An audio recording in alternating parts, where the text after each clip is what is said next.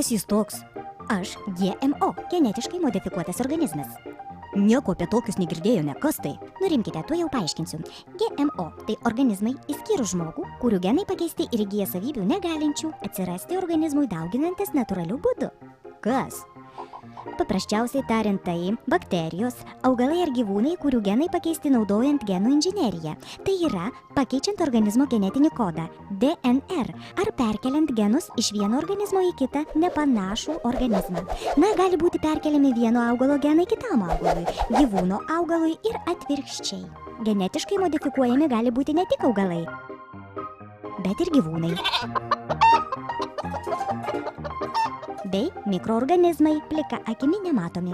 Dažniausiai vienaląsčiai organizmai – bakterijos, mielės, grybeliai ir kiti. O kodėl sukurti organizmai su pakeistais genais? Kuriant GMO buvo siekiama pagerinti maistui vartojamų organizmų savybės – išvaizdą ir skonį. Maistinės savybės. Padidinti derlių, atsparumą kenkėjams. Bei ekstremalioms sąlygoms. Auginant genetiškai modifikuotus organizmus, tikimasi panaikinti maisto stygiaus problemą badaujančiose šalyse. Tokių augalų pagalba galima mažinti trąšų ir kitų pavojingų aplinkai chemikalų naudojimą. Šiandien GMO gali būti naudojami įvairiose srityse.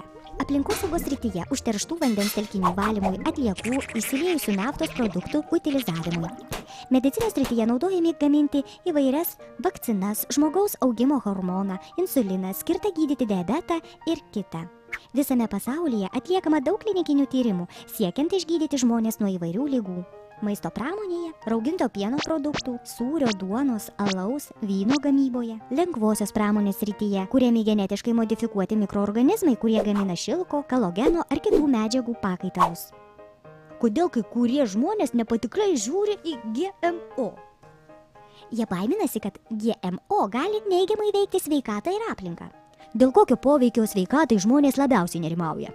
Dar nėra iki galo ištirta, kaip GMO veikia žmogų, kai ilgai jį vartojam. Todėl žmonėms neramu. Labiausiai jie jaudinasi dėl to, kad maisto produktuose gali atsirasti naujų alergiją keliančių medžiagų. Ir dar, kad naudojant GMO su antibiotikams atspariais genais gali atsirasti naujų bakterijų atsparių antibiotikams. O aplinka, kaip GMO ją veikia? Labiausiai nerimaujama dėl GMO poveikio ekosistemai. Teigiama, kad GMO gali paplisti ir suardyti esamą biologinę įvairovę, pavyzdžiui, gali sumažinti ar sunaikinti kitus organizmus ar populiacijas. Tarkim, modifikuotų augalų žiedadulkės gali būti pernešamos ant giminingų augalų ir modifikuoti jį gali plačiai paplisti ar nugalėti nemodifikuotus augalus. GMO gali perduoti genų kombinacijas, kurios sukels kitų augalų ir gyvūnų ligas. Nesuprantame, tai GMO yra gerai ir blogai? Vieno atsakymo nėra. O kur auginami GMO? Genetiškai modifikuotų augalų daugiausia auginama Jungtinėse Amerikos valstijose, Argentinoje, Kanadoje, Brazilijoje, Kinijoje, Indijoje. Daugiausia auginami genetiškai modifikuoti ryžiai, kukurūzai, medvilnė, sojos, rapsai, bulvės, pomidorai, cukriniai runkeliai. O ES šalyse genetiškai modifikuotos kultūros auginamos Ispanijoje, Prancūzijoje, Portugalijoje, Čekijoje, Vokietijoje ir Slovakijoje. ES šalyse leidžiama auginti tik įteisintas augalų rūšis, kai kurias kukurūzų, rapsų, medvilnės ir sojos veislės.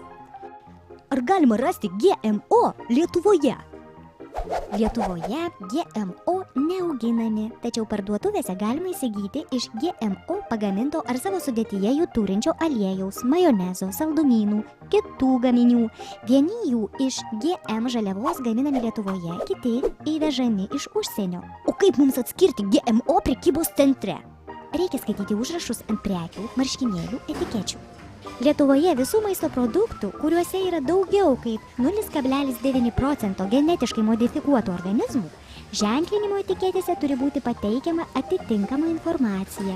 Yra keletas variantų, kas turi būti parašyta. Pavyzdžiui, sojų aliejus pagamintas iš genetiškai modifikuotų sojų pupelių.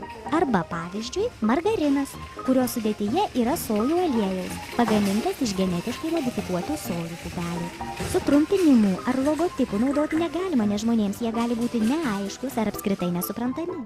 Ženklinimo tikslas yra neperspėti apie GMO buvimą produkte, o informuoti vartotojus, kad šie turėtų laisvę pasirinkti. Dabar žinote, kas aš?